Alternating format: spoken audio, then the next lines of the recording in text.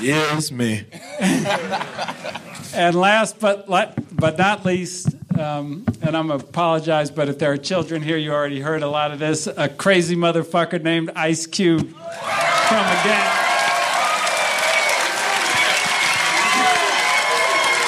Yeah, yeah.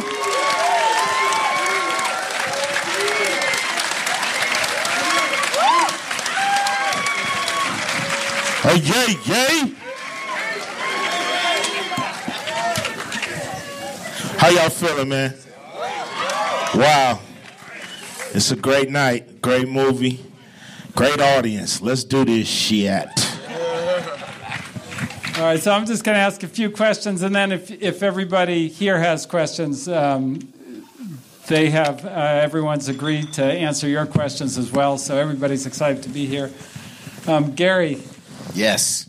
This movie, was such, you made an epic picture. It's not the way most people would have done a kind of a movie about hip-hop. There's never been a movie about hip-hop quite like this. How did you conceptualize it, and how did you think about developing the story? Well, first of all, I'm honored to be able to tell a story about such a phenomenal group that changed the course of popular culture. History was changed when NWA came out and made Straight Outta Compton. And how I approached it, it was hard and it was easy. It was hard because it was so many major things that happened with this group, so much controversy, so much drama, and it's like 5 guys over the course of 10 years. To actually choose what to put in the movie was really, really hard. What was easy about it was it's not only hip-hop history, it's American history. And these guys, seriously, these guys wasn't really interested in serving polite society or being politically correct. And this is something that, you can go your whole lifetime and not learn that lesson. And they did it as young guys. And to tell that story, it's just kind of a universal thing that I think anybody can actually identify with. And when you have a story that has a brotherhood and that has triumph and tragedy and rags to riches, that made it easy for me because these are all universal things that we all can identify with that has nothing to do with where you come from, what your culture is, or even if you like hip-hop or not. So it was hard, but it was also easy. Thank you for that. Great. Well, great work. I appreciate that. I've loved it. That's it.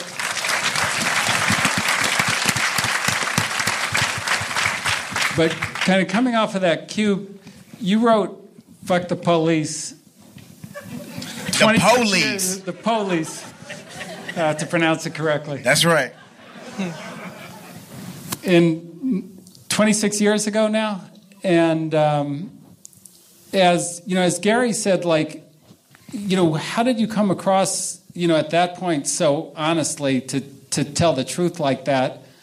And then how do you feel about how things have unfolded since then? It's almost like we've waited till today to really understand that song. Well, we was just so frustrated at the time. We was dealing with Daryl Gates, who was the chief of police in Los Angeles at the time. And he had declared a war on gangs. Now, to most law-abiding citizens, a war on gangs sound pretty good. But if they think every black teenager they run across or brown teenager they run across is a gangbanger, that means it's a war on black young teenagers and brown young teenagers. So it was a war on all of us, whether you was banging or not, you was swept in it, caught in it, steamrolled by it. And it was no relief in sight. Before NWA, if a cop testified against you, everybody believed him. You were going to jail, straight up. After NWA, people started to say, is this true? Is this true? Then the Rodney King incident happened to let people know what we was talking about was true and that it was thousands of Rodney Kings all through the community. in every community. Then, you know, people start realizing, oh, man, they are serious. So, you know, we really decided to use this song as a weapon, as our protest against what was happening to us. Then now you look up and people realize that it is an epidemic because we have camera phones, body cams, dash cams.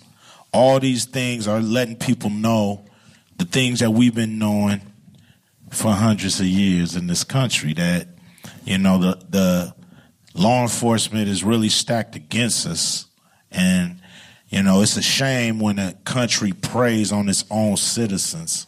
And that's exactly what's happening right now. Yeah, thank you for that. That's a great commentary and explanation, and it's right. Yeah, I hadn't thought of it in that way, but you have a war. It's a war on your own citizens. You're going to war on your own people. And you train people like that, and that's what you get. It's terrible. But one of the amazing things about the movie, and O'Shea Jr., like, this is your first major role, is my understanding, which is shocking because it was spooky watching you. Because I watched your father when he was, and it was like hard to tell that you weren't him. Right. Like, you were that good. And I don't know what they give Best Actor to for, but like, if it's recreating Ice Cube like completely, like, you should win it. That was amazing. Thank you. I appreciate that. How did you even go about approaching it, though? I mean, you know, because you're so close to him. You know, did you have to then go back and study him, or how did you get to that role? My preparation was the hardest part. You know, he brought me the idea of being in the movie before there was a script, and he flat out said, you know, I need you to play me. So, you know, you kind of got to get this. So, you know, we talked to Gary, and Gary got me, you know, the acting coaches I needed, Aaron Spicer, Susan Batson, and Dustin Felder, once I got the role. And I was auditioning for 2 years before I got the part. And that's annoying. That's the longest audition ever. But because, you know, there's the idea of you're not going to get it. You know, you're not going to get it. And that would have killed me. That would have really, in a way, humiliated me. You know, it's my father. This movie is so much bigger than music. It's so much bigger than a group. You know, this is my family's legacy, and it means the world to me that I have the opportunity to cement him in cinema forever. And that's something that I felt like I needed to do for him. Yeah. But can we back up just a little bit? You know, I want to dispel any rumors that or any thoughts that this guy actually was given this role. He worked the hardest out of anybody in this cast to get this role. It took him 2 years of auditioning and callbacks and chemistry tests. And even with the chemistry, tell me what happened with the chemistry test. Okay. Let's back it up. We want to work for this role. So 2 years of auditioning. And then we finally get to a chemistry test. Now, I've never done a movie. I don't know what that means. Yeah, I'm just thinking it's going to be a Cube, a Easy, a Dre. We go do some scenes. So I get there. I walk in there. I see a Jerry curl. Now, I know I'm going for Cube. I step up. You know, what's going on? How you doing? I'm O'Shea. You going for Easy? Nah, I'm going for Cube. Oh, okay. Well, I got some bad news for you today. You know, and so I had to deal with 2 other Cubes there, competition, if you will. But, you know, it was just things that, another challenge that I had to get over from the get-go. Me and these 2 guys, man, we clicked. These dudes are, you know, some of my best friends at this point. And, you know, the chemistry test was just another notch in my belt. You know, all the hard work, everything I had to go through, it was all building confidence that I needed in myself. I needed to cram as much experience as I could in a short amount of time to give y'all the best project that I could. Well, you did it. And You didn't even have to tell us that, Gary, because he proved it wasn't nepotism in the movie. Like that was great. Come on, well, Brian. It's stages, you know. He did an amazing job in the movie, but he did an amazing job really earning the part.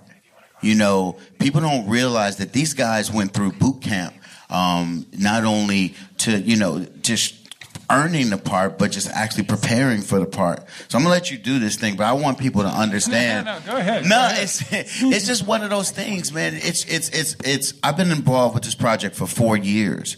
It took me 4 years to get this up to the screen. I think it took Cube over a decade, maybe 13 years to put this on the screen. So this is not something where we woke up and said, you know what, we want to make a movie. Okay, NWA, it's a slam dunk. It's a passion project. It's a labor of love. And everybody who's sitting up here really, really put their blood, sweat, and tears into making this movie what it is today. And, you know, nepotism was not a part of this project because when it's all said and done, the novelty of Cube's son playing Cube wears off after the first 5 minutes. If he can't carry a movie, this movie doesn't work. Period. So I just really wanted to put that out there because these guys really worked hard to do this. Thank y'all. Thank you, Gary. Thank y'all. That's a great commentary. So actually, picking up on that, since I got my co-interviewer who's doing an excellent job, Gary. I can't help it. Gary and I were actually talking backstage about one of the things that struck me about the movie. There isn't really a movie with characters this complex and multidimensional, you know, outside of like Shakespeare.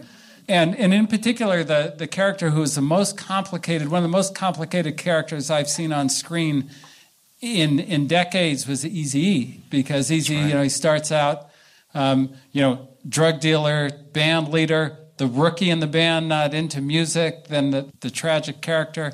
And Jason, just tell us about, like, how did you prepare for that, and how did you play such a multi-dimensional role where you were so many things throughout the movie? I had a lot of drive, you know, coming into the part from the beginning. And I really had the opportunity. I saw Eazy-E as an opportunity to not only recreate him and, you know, recreate people as they know him, but to really be able to pull all my creative guns out, you know? And I had to make a complete transformation to do it because I had to drop the accent and learn how to talk and walk like I was from California and learn the music and learn how to rap and learn all these different things and eat 4,000 calories a day to get my chest big and box and do all these things. And I'm like, Eazy-E wasn't doing all this, you know what I mean? But, you know, it was a heavy task. It was a heavy task. But that was before I could get to the point where I could take direction. You know, because all of these things are things I felt like I didn't want to worry about while trying to act. You know, because acting, it has to be real. So there were a lot of things that went into that, but Gary, Q, the rest of NWA, you know, really helped me channel what I felt like was him and to give him a real opinion. But Gary had this real safe zone for each of us because everybody had their own things to do, you know? Like, he worked super hard, you know? But he had a vision for everybody, I think. And it was kind of chronologically set up for us to develop a real brotherhood and a lot that we did that, you know, kind of transfers on screen real well. But listen, you guys have to appreciate the transformation that Jason made, because it's one thing if you're from the streets of LA and you are from the streets, but the streets of New Orleans, which is completely different. So he's from the South. So to learn the culture, learn the swag, learn how to perform, get larger, all these things you have to do in such a short amount of time, the transformation was crazy. And the boot camp that you had to go through in order to give such an honest performance was absolutely amazing as well. And I've, you know, read these stories about some of my favorite films like Raging Bull, where De Niro has to gain weight and lose weight and do all these things to give such a great performance, or City of God, where the director works with these kids for months and months and months. Like, I think you worked with them for 9 months. You guys came in 8 weeks, recorded the entire Straight Outta Compton album. These guys, the actors, recorded the album, gained weight, lost weight. Corey went to school to actually DJ. And, you know, you bring up Shakespeare. Corey actually he was on Broadway doing Shakespeare, something like that, and went to Juilliard. Come on, let's talk. Let's talk. Yes. Well, actually, that's it was Romeo and Juliet I was reading. Yeah. Yeah, that's amazing. Yeah. So, what was it like going, like, one from that, and then to play, not only to play a living legend, but a living legend who, my understanding, was like on the set every day. Like, yeah. What was that like? Like, how did that challenge? What's the difference in those challenges? Man, I don't know. I look at it all as just a huge blessing, you know, first and foremost, because as your life as an actor, man, especially as a black young brother, you know, in this business, you never know where the next paycheck is going to come from. You never know, you know, some of y'all here might know, you know, but you never know, you know, what the next opportunity is going to yield. So, you know, as we always say, Jason says, you know, a lot, it feels like we hit the life lottery with these roles and these characters. And it wasn't lost on us, the task that was ahead. Because initially with Dre, I'd heard, you know, got the call to come in for him, and I was like, nah, I don't think I can do that. I don't think I'm the one who can, you know, I don't think I look like him, sound like him, act like him, none of that, you know? And but it was a lot of just your actor insecurities, you know what I'm saying? Getting your own head and getting in your own way. And I remember, you know, just when I found out Gary was involved and how heavily Cube was involved and Dre, it was like, okay, it's game time now. All right. You know what I mean? Because I knew this story was going to be epic, but I didn't want to be the one to mess it up. But, you know, thankfully, I got the role. And, you know, these guys, though, man, they made it easy. You know what I'm saying? Working with Jason, working with Shay, Aldis Hodge, who plays Ren, Neil Brown Jr., who plays Yella, we became brothers during this whole process, man. Like, we really... I mean, I can't even like put it into words, man, how closely we had to get NWA right before we could even step on set. You know, the 2 months of prep work. And Dre was there for the whole thing, man. From the very beginning, he was there on set every day. And anytime I needed something, if at 4 o'clock in the morning, if I called him, he'd pick up the phone because he's in the studio working. You know what I mean? But it was a lot, man. I had to learn how to DJ. Never did that before in my life. I had to learn how to produce. You know what I'm saying? I think the amount of respect that these guys have for what they was trying to do. Exactly. Because, I mean, they legends. Yeah. Who sits in the presence of legends like that? You know what I mean? To the point where they falling asleep like, all right, I'm still here. I'm good. You know what I mean? Right. And Cube shooting right along, too. You're like, wow, I feel like Ice Cube behind me right now. Somebody got the iPad. He like, Jason, you good? I'm checking up on you. I'm like, wow. You know, but to know that the same people who, like, put that huge insecurity or that huge fear or whatever you feel when you first meet a legend, they completely swept that off the board for us and be like, man, you the man for the job. You know what I mean? And we trust y'all to do this, but we gonna watch. you know? Right. And yeah, man, I think we really came out with something good. It's about capturing their humanity, man. Because we're not playing who they are today. We're playing the young men they were then. And you see, you know, you can look at who they are today and you see where they came from and everything they overcame. You know what I mean? That's what we wanted to capture, just who the men were. And, you know, like you said, you were talking about Shakespearean, man. It is Shakespearean. In Romeo and Juliet, there's the Montagues and the Capulets, and they feuding for no reason. Nobody knows why they're feuding. You can look at the Bloods and the Crips, and you can see that same energy is there, man. Like it's in the language, man. In hip hop, it's the same, man. It's like it all correlates, man. But we pulled on everything. Gary gave us everything we needed, you know, to get this job done. And then the big homies, the big uncles, you know what I'm saying? They were there every single day to make sure we did it right. Well, you did it right, and just as a statement of this. You know, my wife and my mother-in-law are here, and they started out in Compton, and watching them watch the movie, it was like, if you want to stand up, Nana, Felicia.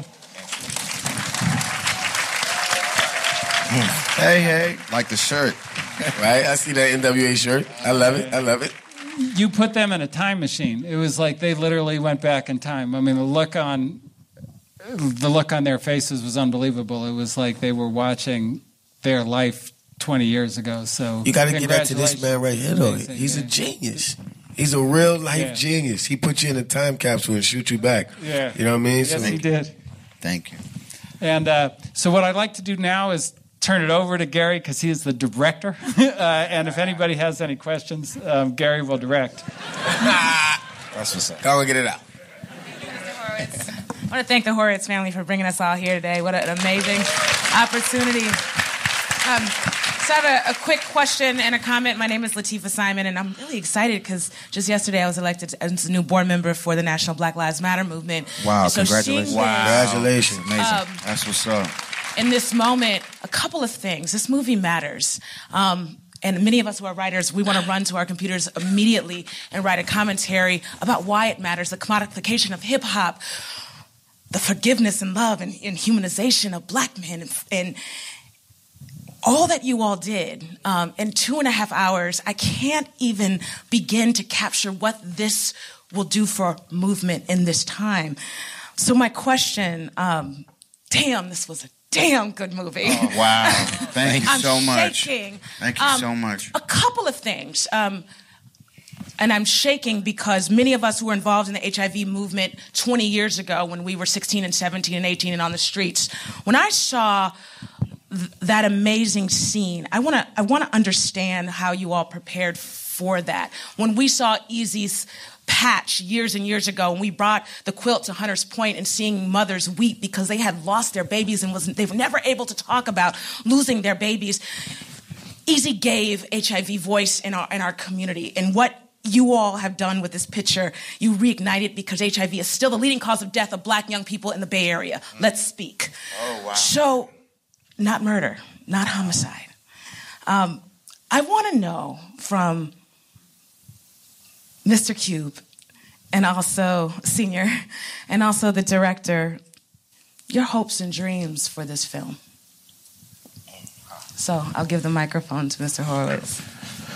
Well, I want people to be inspired by our story. Our story can be any person in here, who has a dream, who won't be stopped.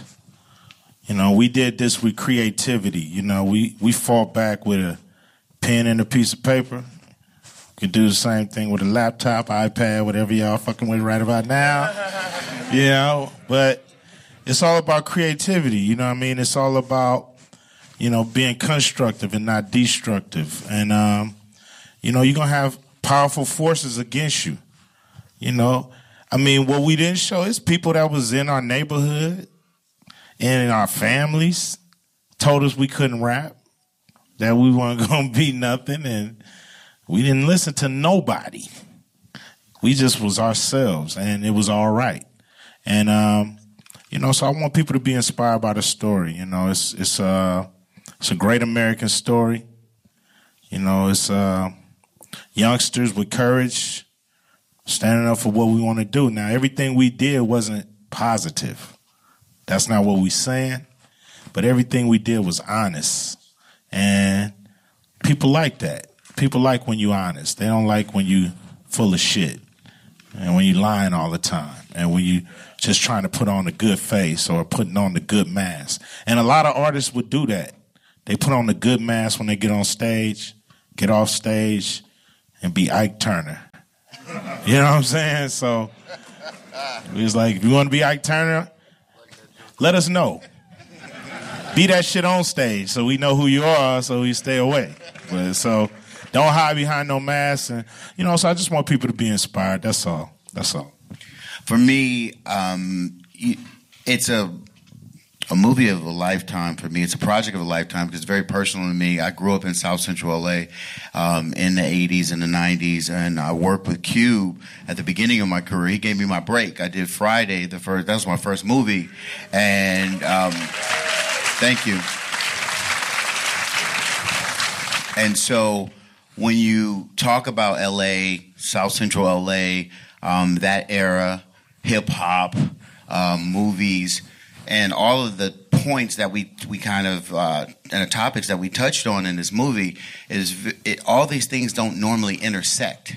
You know, you bring up HIV and AIDS and, you know, police brutality and, you know, if you're going to be politically correct or not and serve polite society and however it works out. It's a project of a lifetime for me because it's not only personal, it's relevant in so many ways, and it'll be relevant for a very long time. And when people say what was going on in America 100 years from now, hopefully this is a film that they reference. And I just wanted to be as honest about the depiction as possible. And, you know, fact is sometimes stranger than fiction. You know, all these things where a guy starts off DJ in a garage and becomes a billionaire, and another guy starts off riding in a bus at school and becomes a Hollywood mogul. You can't write that. If someone sent me that script, I would be like, that's bullshit. You know? And so to touch on these topics, honestly, I don't know if any of these things will ever intersect for me as a filmmaker ever again. And so it was really important for me to make it as honestly as possible. And I'm glad that it's relevant, but at the same time, I'm a little sad that it's relevant. You know, I wish I could say, remember back in the day when the music was great. Remember back in the day when the police used to overstep their boundaries and abuse their power. That was then. You know, we're all kind of doing our thing now as Americans, but it's sadly not the case. But I will say that I'm cautiously optimistic that all of the pressure from the headlines and women like you that are stepping up and actually doing something about it, it's going to force change, and it's going to put pressure on our leaders in law enforcement. It's going to put pressure on our leaders in Washington, and for those law enforcement officers that are out there that have the tendency or the propensity to actually do things like that, maybe they'll watch this movie and think twice. So thank you for that. We really appreciate what you do as well. Thank you.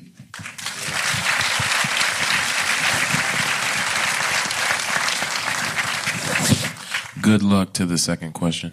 He put his hand down. Well, I just have a question about, you know, it was a struggle, obviously, from inner city and from getting out, but it was also a struggle for the art form to gain respect. And, you know, I wonder now you look at hip-hop and it's a global phenomenon and it's changed. So, you know, for Cube and for Gary, how much, you know, could NWA come out now, do you think? Yeah, definitely. You know, now is probably more easier for NWA to come out than back then.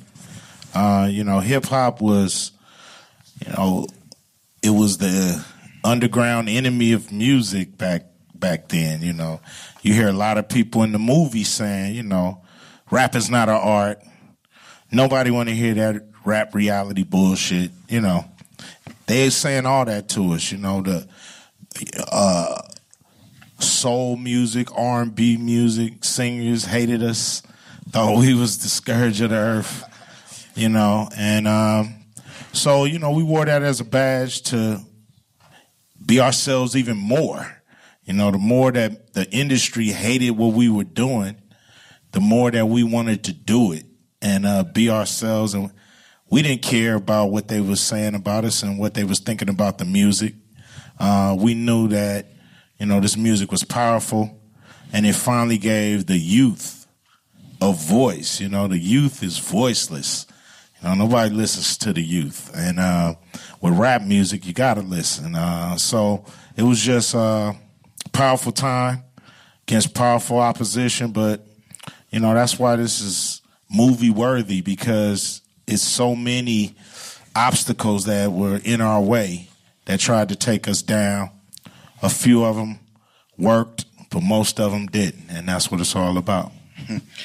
I look at it a little differently. I kind of feel like there'll never be another group like NWA because they had to do it without any reference. You know, there was no real examples of guys stepping up and doing it the way they did it, facing the opposition of the FBI and law enforcement, having to build a company without any real reference. So you look at Cash Money Records, you look at Death Row, you look at Bad Boy Records and things like that. They all had Ruthless Records, as a reference, and unless you look back at like maybe Motown or something like that, which was, not even the generation that they could really kind of connect to in that way business-wise, it was a bunch of young guys just finding their way. And we watched them grow up on wax, so I'm not really sure if you'll ever really see another NWA. And while I appreciate there are a few guys out there that are really doing it, J. Cole was doing it, Kendrick Lamar's doing it, but there's no Kendrick Lamar without NWA. So I personally feel like, I hope it inspires artists to actually get out there, but again, they'll still be inspired by groups like NWA. Man, I just want to say what's up and how you doing, man? What up, homie? South Central's in the house. Yeah, what's up? We brought 4 or 5 kids. Can you guys stand up? 5 kids. We drove from South Central just to come see this today. That's right. Right. Let me tell you why, though. So I grew up in Watts. And it's such a great pleasure to be here today with you guys because this morning I was in Watts talking about today's the anniversary of the Watts riots back in the 60s. So now I'm here watching this and I'm like blown away. And the reason why, because NWA has been inspiring me ever since the 90s, ever since the 80s when I was growing up in South Central and in Watts. And ever since then, I thought, man, we got to keep doing something different, do something new and get the youth to be inspired and you youth to speak out. So you guys had NWA. We have TXT, which means Teens Exploring Technology. And this is the future technology young entrepreneurs in South Central Los Angeles doing things. That's what's up. Doing hackathons. Yeah. And we just had the biggest hackathon in Watts right now. We had about 200 people, about 100 kids in the Knicks. So if you know the Knicks, Nickerson Gardens out in Watts, we had 70 kids, 80 kids down there. And we are facing the same thing that you guys face with music about rap not being artists or rap not being a music. Now, we're facing the same thing because people in Watts or leaders or police officials are telling us hackathons are a bad thing. So that's what they're telling us. Like hackathons, teaching kids how to code, it's a bad thing. It's going to hack into a computer. They're going to do something illegal, and we shouldn't be doing it. But we brought it to the Knicks. We had a hackathon. My question to you is this. There's kids down there doing this, and they're hacking away, learning how to code, and building their own tech companies. Not having a lot of knowledge how the tech world starts and how the tech world gets going. I'm asking you today, you didn't have any knowledge of the rap and the music industry. What advice would you have for kids now to say, hey, keep going?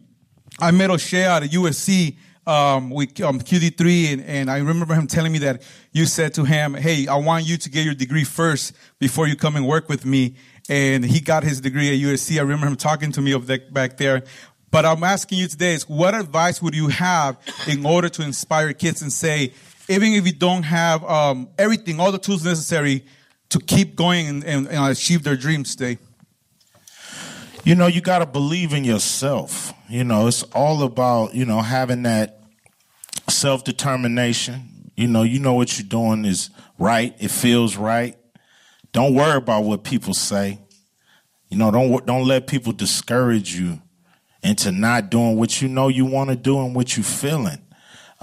Even family members, friends, close people will try to discourage you and get you off your path. It's just natural, especially when they don't see the light at the end of the tunnel.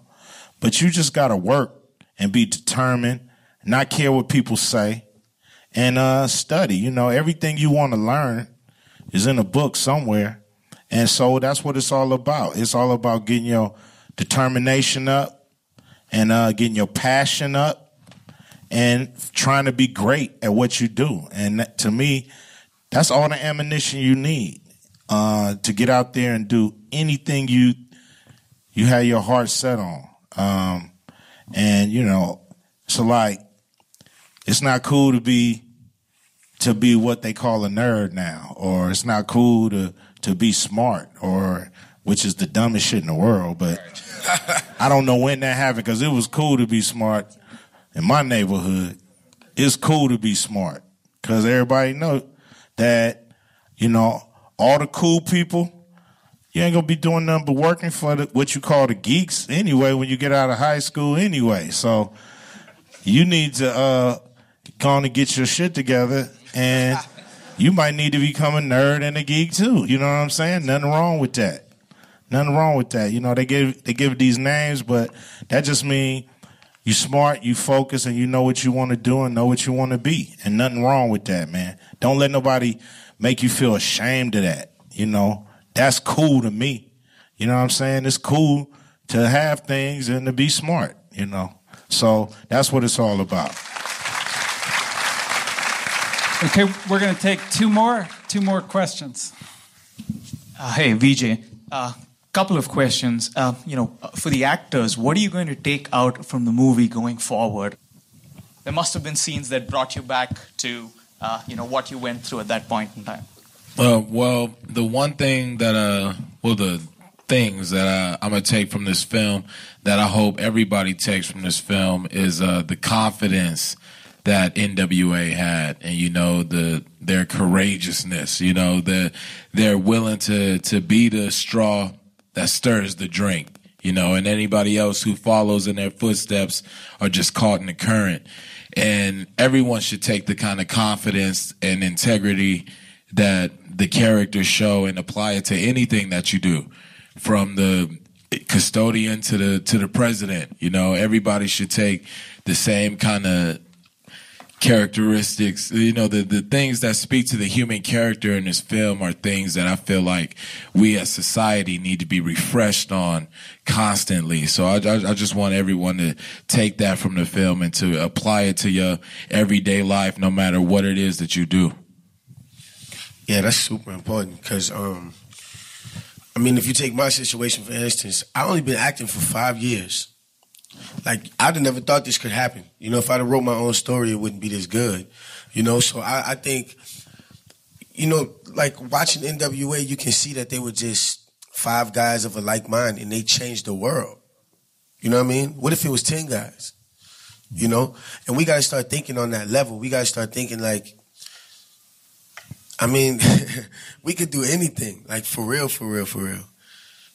And for me, what I took from this movie really is that these guys never changed. You know what I mean? Like I'm somebody like from the street, and I always thought that I would have to articulate so much better and, do these things and wear these kind of pants and have this kind of job, and none of that is true. You just got to be you. And if you continue to be you, it'll bring you exactly where you need to be. So be happy with that. Yeah. That's real talk. Be you and be the best you, though. You know what I'm saying? Be the best you. Be the positively you. And I from this film, I take away, going the path less chosen. You know what I'm saying? And being strong enough to make that decision. Because for me, I grew up in D.C. My mother's a police officer. My dad, dealing with drugs and, you know what I'm saying? It's a whole nother lifestyle. And for me, I grew up seeing both. You know what I'm saying? I grew up sort of on both sides of the tracks, and I grew up watching a lot of my friends go that way. And I had to make a choice. You know what I'm saying? Everybody else is doing that. That must be cool. What's the choice that's going to lead me to go this way? You know what I mean? The same way that NWA had to make a choice. When the FBI came down on these teenagers for speaking reality, they made a choice to put their foot on the gas and keep going. And that's the thing that I take away from it, is that it doesn't matter where you're from or what your situation is, whether you're white, black, Asian, Latina, whatever your race, whatever your socio-political, economic, whatever, you can be the best you. And this film shows that, because you see where they came from and you see who they are today.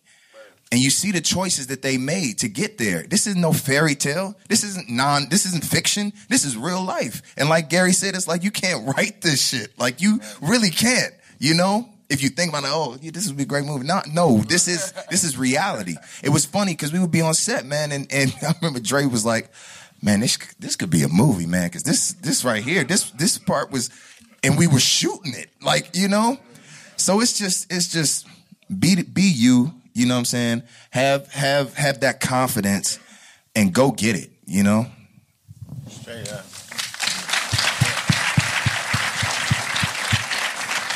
Some of my favorite parts of the movie is like that I remember real vividly, like happening like on the bus that day when dude got on the bus, you know, tripped out, gave the fucking motivational speech and bumped out. And then, you know, performing at Dudo's, you know, I remember that night vividly. You know, my favorite part though is going in Brian Turner's office with the bat. Yeah. You know, that brings back memories right there. Yeah, I was on one. For real. But we cool now. You know, he paid me my money too. Shit.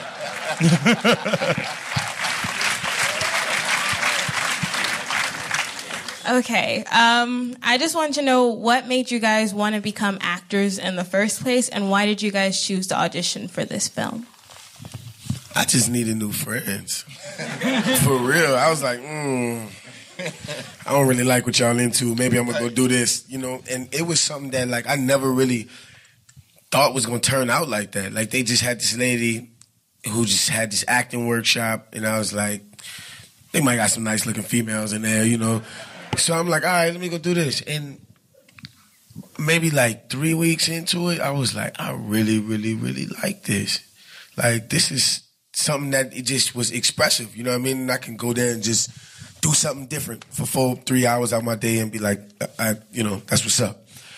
And maybe like 5 weeks into it, they just had an agent come in there and check me out. And she looked at the whole class and was like, everybody needs to take this serious. You want to know how serious it is? I'm about to sign him. I'm like, what? You know what I mean? And yeah, hella large. And it took me maybe like about 5 or 6 months to book. But after I seen one of them checks, I'm like, man, hey. You know, and after that, it was all about trying to push and get to the next level, because you're really nothing without a resume in acting. You know what I mean? Everybody got to start somewhere, but you have to humble yourself and say, I can't take that lead role. You know what I mean? Because you think you know how to act until you get there and have 80 different setups that you got to do, and you got to do this and you got to do that, and you're like, wait, you know, because they don't have time to teach you when you're spending millions and millions of dollars. So, yeah, it was one thing that kind of, you know, was going to the next and the next. But I was always so happy to work that people were like, man, it's just a good dude to work around. So it was like, man, maybe we should try to read him for a lead. Slid me that Easy E. Murder, She Wrote. Murder, She Wrote. For me, I don't know. I just like telling stories, you know? I like the old tradition of the griots, you know what I'm saying? Sitting around a cap, growing up, hearing grandma telling stories. I don't know. I just love being able to translate real life to screen or to the stage, you know? Because we get to do this for a living. This is fun, man. This is fun. It's a blessing, you know what I mean? To be able to wake up every day and do this and be able to be here with you guys.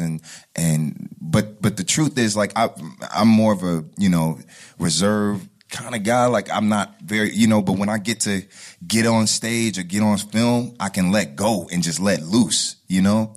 It's sort of an outlet for me, whereas it could have been something else, you know? So I just encourage people who are interested. I mean, I don't know if you are, but like, yeah, you know, go for it. Do it. Because you can be here, you know? You will be here. I'm really into screenwriting. You know, I'm definitely into writing the scripts. I've always liked telling stories and things like that. And he's really the reason why I got into it. You know, I saw that he needed me. He told me in the beginning during the auditioning process that, you know, it's a lot of people that don't want you to get this, you know, plain and simple, because of nepotism and things like that. But, you know, knowing that all them people don't want me to do it, but he want me to do it. And that's really all that I needed. And like, I had never act before. I got the AEE in drama in high school. You know, that's really it. But I had fun. You know, I had the time of my life. I'm not going to act like this movie didn't drive me crazy, but it's all because of the pressure I put on myself. And while I was filming, I was thinking about my screenwriting friends. Like, you know, they go chew my ass out. Oh, you an actor now? This is what you do, you know? So it was all a collective things. I feel like I know what goes into a good movie. And I've had way too much fun on this project. These guys, you know, great morale makes great movies, you know, and I pray that I get another set like this because I didn't put all this hard work, you know, just for one. I'm trying to be here for a while, y'all. That's right. All right, please give it up one more time for Straight Outta Compton. Thank y'all. Thank you. Oh, wow. Thank you. Oh, wait a minute. I'm tall. I'm not, but I'm going to stand up with y'all. Thank you. Thank you, guys. Thank y'all. We just want to thank you all so much for making this movie and for sharing it with us and coming and talking about it. It's been a great honor and privilege. And I think I speak for everyone in Silicon Valley when I say, damn, that shit was dope. Thanks, Ben.